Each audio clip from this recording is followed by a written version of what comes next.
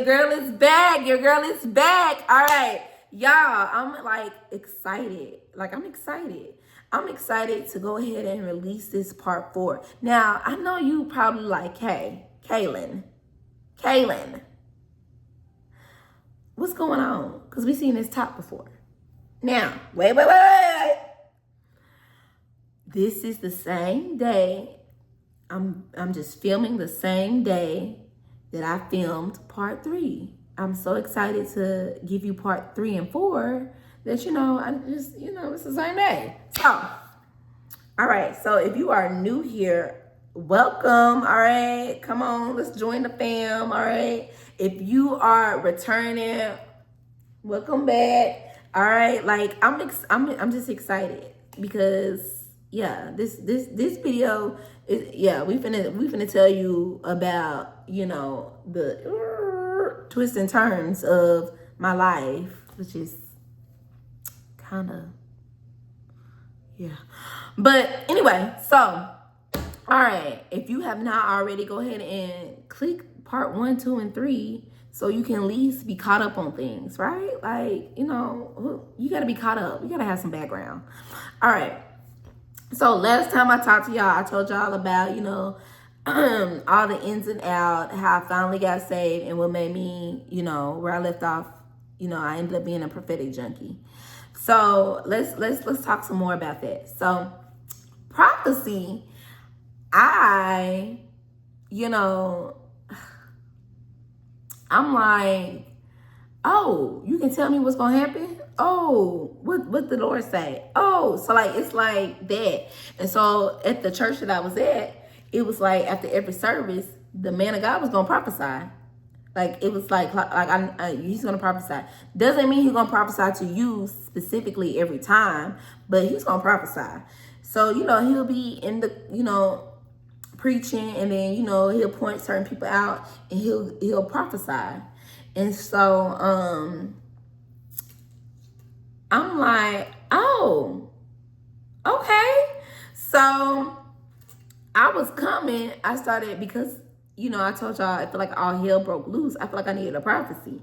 So I wasn't really coming. Yeah, I wanted to celebrate Jesus, but underneath that, I really, really was coming to see what prophecy could he have for me, or or what is he going to release in the house, things like that. And so that's what I was chasing after. So at this particular church, it'll be all different types of services. One service was Sunday Night Fire. And so I would break my neck to go to Sunday Night Fire because I'm like, oh yeah, I need to hear a prophecy. Not because, I want to experience the presence of God. I just want to know what he said, or, what about my situation? So that happens. And I remember one time that it was a mass deliverance. And in this mass deliverance, I was so scared because it's not what I seen. It wasn't structured the same way that I was aware of looking on YouTube at different prophets. Because I told you I was watching videos of certain prophets in LA and how they would do their mass deliverance. And so this was very different. And so I was like, hold on. We got us reading and reading back what you're saying, how we renounce and stuff. It just made me really scared and fearful. And so I got up and left. I remember him stopping me in the hallway, you look scared. I'm like, yeah, I am. The apostle of the house, you look scared. I am very fearful. And so he's like, well, I think you should stay. And I'm like, no, I'm good. So I leave, and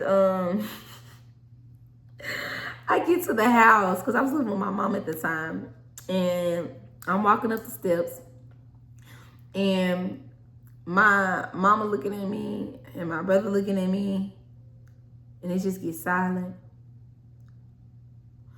And my mama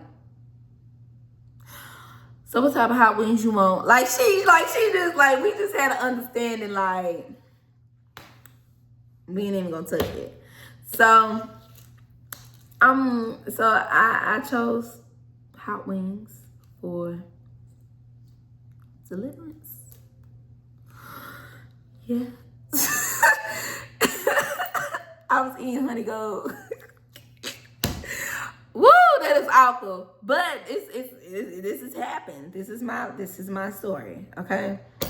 So that happened, and now fast forward, hot wings. So fast forward now, I this particular day I get a word that I was ungrateful. The Lord felt like I was ungrateful. And so I was like, and so it took me a back, and I'm like, hold on, ungrateful, like,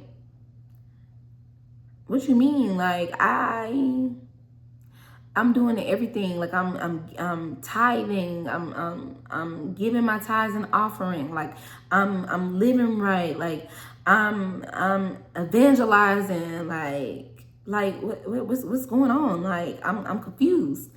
And so I think that was the last straw for me. Like even before then, like I didn't like how, like, you know, they was like, oh, you can be on the media team. You can. I'm like, hold on, I'm newly saved, and y'all already want me to get somewhere. I'm like, hold on, give me a minute, let me breathe, let me take in the fresh air. And I was ignorant, unaware, and so I just was like, you know what, I'm finna go. And so I was already feeling some type of way because, you know, I'm going through life and I feel like all hell's breaking loose, and I'm feeling oppressed.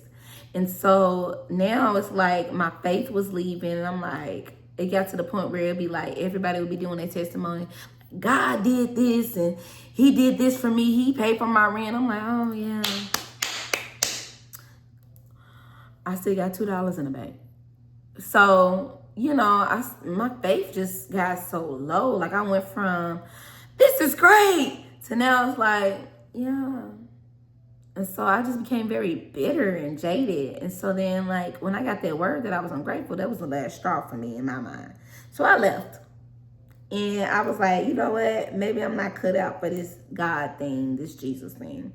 And so I remember being so mad one day. I was so mad one day. And I was like, well, Jesus, if you feel that way, have somebody tell me the same thing. And so my friend at the time, she had invited me to this church, this particular other church. Now, mind you, by this time, like 2-3 weeks have passed by. And, you know, I started trying to go to other churches in Memphis. And, like, you know, certain churches, man, their choir be so doggone fire. And I remember this one church had a whole smoke on the stage, like the lights, like a concert. And I was like, this is dope, giving like Mike Todd. And so there was a lot of young people. And I was like, okay, great. Like I got more people that's around my age. And so I'm like, this is dope. However, when it got to like down to the nitty gritty of things, and what I mean by that is like, you know, when it got down to the word was given very much so motivational speaker. And, you know, that was cool for me. Like, okay, great. Like they got a dating series, how to date as a Christian. I'm like, okay, this is dope. But when it came down to like, you know, like the altar call or like the praying, I'm like, something is missing. Something is missing. And I'm going to tell you, when you have had an encounter or encounters with God, real ones, and you have experienced, let's just say a peace. I don't even want to say a peace. You experience his presence. It's like you know the difference. You can walk in a church and you can know the difference. It's like, yeah, the light's good, the choir good, but the presence ain't here. And at the time, I didn't have language for that. I was like, well, I used to call it something else. I think I used to call it, where the encounters at? Like, where's the angels? Where, where is the, the presence of God, the fire, like the tingles, like, or where you can hear him audibly, or you can see him, or, or the prayer where you feel like, you set on fire. Like, where is, so I was stuck looking. And I went to like about maybe 5, not a lot, 5 different churches. And I was like, dog, I can't find what I'm looking for. So my friend, who was from the previous church, she left too. She was like, hey, I go to this church now, and I would like for you to come. So when she sent me the address, I seen that it was all the way in, like, it seemed like the middle of nowhere. And it was all the way in Millington. I'm like, ooh, this is far, boo. This is far from me. I'm like, I can't see. I said, I'll visit, but I can't see me joining, because there's no way I'm driving 30 minutes every day, every Sunday. No. Because, the church that I was going to before, it was like 10 minutes down the street. So I was like, no, I'm going to visit though. So a couple of weeks go by, and I ended up going. And I was like, Lord, if you feel this way, have that man say the same thing that the other man said. And so I'm like challenging God, which is wild. But yeah, so get there to the church, and I was taken aback. I'm like, this is a small church in the middle of nowhere. Going there, and service was good. And one thing about it is, they might not have had the smoke. They might not have had the lights. But one thing for sure, they had the presence. You could feel it. They had the presence. I'm like, oh, this is one of them churches where you get saved. And so I remember they had like an altar call. And this is before we do what we do now. I haven't even touched on what will be going on now. And if you heard that right, your girl's still there. Your girl's still there. Now I had some. We're gonna get into that. But yeah, so at the time, I didn't even know that this church had an apostle. But the apostle one, the one that was up, it was a pastor. And so he came to me at an altar call, and what he said was completely different. And I could feel the love of God. I could feel it. And it reminded me of what I first felt when I first got saved. And that broke me. I just was boo-hooing. Oh my gosh. I was just crying. I was so broken coming from that church to this church. I just would cry. You'll say something, and I just cry, boo-hoo crying. And so I was like, okay, Jesus. Now, that helped me be like, okay, I'm not going to give up on being saved. But I wasn't planning on joining that church. I just was like, all right, thank you. And so, you sound like an opportunist. I was like, all right, thank you. That's cool. So now it's like we I'm still looking for churches that got that. but that's closer. So I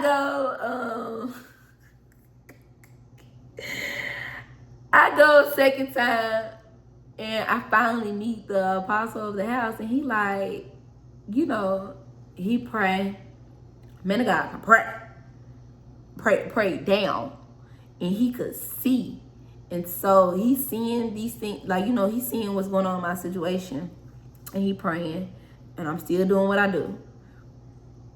I'm crying. I'm crying, boo-hooing. And so after service, he like, what church you know, come from? And that's something that I even noticed when I was visiting churches. They could tell that I came from somewhere. Like, I wasn't just somebody that just randomly came in, you know, and that wasn't saved. They would be like, well, what church did you go to? And that always stuck out to me. Like, how you know? But anyway, he was like, what church you coming from?